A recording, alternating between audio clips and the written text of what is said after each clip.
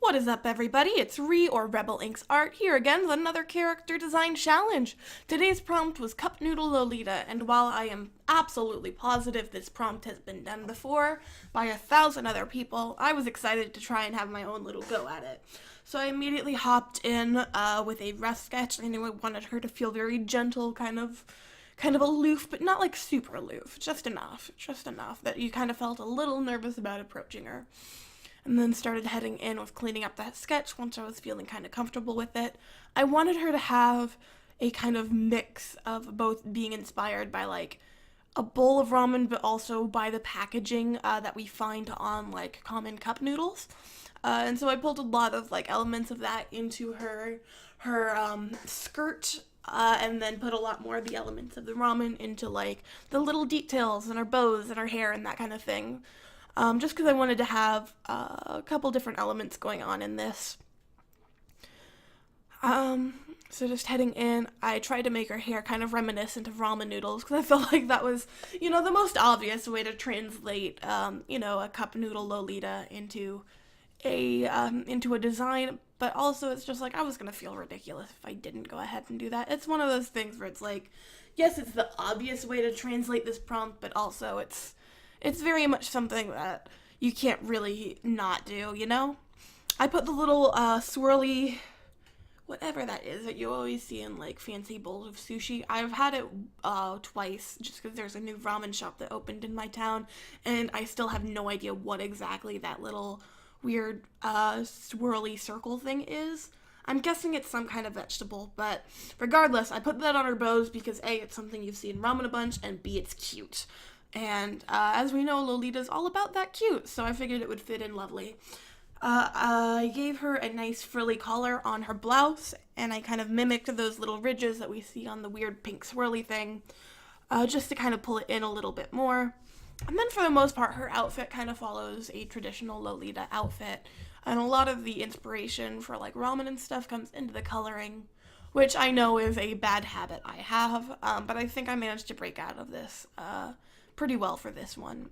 One of the ways I did that was by adding little, I think they're green onions, little green onions as little like hair clips, and then putting the little design that we see on like the classic cup noodle package onto her skirt, and adding some nice little ruffles, and finishing up with her feet. Now for this, I was a little uncomfortable drawing the feet just because I was using a photo reference for the pose. And for whatever reason, the way her feet were looked good in the picture, but like when you tried to break it down and draw it, they felt so broken and unnatural, and it was very hard trying to imitate that for the picture.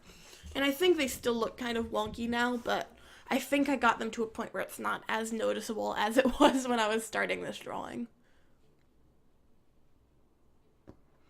Finishing up with her hands. I wish I would have given her some kind of glove or something. I feel like I didn't do enough with her hands. Which is okay, There's always room to improve, no matter what we're drawing. And then resizing that to fit the canvas better before going in with the line art. I love Lolita because it gives me an excuse to draw choppy bangs, and I have such a love for choppy bangs. I know I've mentioned it in videos before, but it's always fun to get to draw something like that, especially because it's something that I don't normally do in my art. I tend to have my hair a lot more fluffy, a lot more asymmetrical, and so anytime I get an excuse to draw something a lot more blocky and fun, it's always neat. Although, to be fair, it's like, it's my art. I shouldn't need an excuse to draw something. If I want to, I should do it, but I have a hard time allowing myself to have fun in that regard. You know how sometimes it just feels like you've got like a reputation to upkeep, and you don't want to upset that, but it's just one of those little roadblocks that is completely in my head, and I need to start working on getting around that so I can have more fun with my art, That fun little swirly thing. I really need to learn what those are called. I'd Google it right now, but I'm recording and I know it's just going to be a moment of silence while I Google it. So I'm not going to do that right now. One little thing that I feel like I could have incorporated more of a ramen aspect into is her vest. I knew I wanted it to kind of fit with that nice, cutesy, bubbly Lolita aesthetic, but I didn't really find a way to make it very cup noodle inspired, and I feel like had I pushed myself, I could have found a way to incorporate it more. One of the things I do end up doing later on in the video is I put a little swirl pattern on it, just as a way of giving it a bit more detail, and I feel like that does kind of pull into it a little bit, just because of like the very curly Q nature that ramen noodles have, but I still could have pushed it more, and it's just one of those things that I need to get better about noticing during the sketching process. Which is good. It's good to know what you want to and need to improve on, because it means you're going to have an easier time proceeding. Doing those shoes. That left foot still feels so funky to me. And then I accidentally forgot to unpause here as I was doing the little straight lines on her skirt, coloring them the red and green that we see on the packaging of like the classic cup noodles. And then going ahead and selecting the image as I do, and heading in with some rough colors.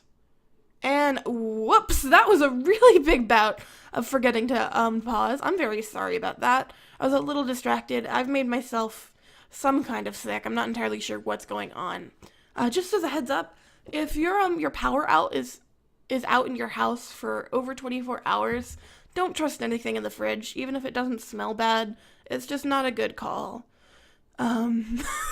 Little word of advice that has absolutely no tie-in to the life I'm living right now. It's fine. Everything's fine. So I guess I finished up those rough colors. I cleaned up the eyes and the hair, and then I just started heading in, doing some blushes before going in and cleaning up the rest of the colors. I went with a combination of inspiring the colors on a cup of ramen, but also on the packaging that we see on a classic cup of ramen, as we mentioned before. So for that, I kind of had the overskirt be the packaging, and then I had it transition into the inside of a bowl with different accents pulling throughout the rest of the outfit.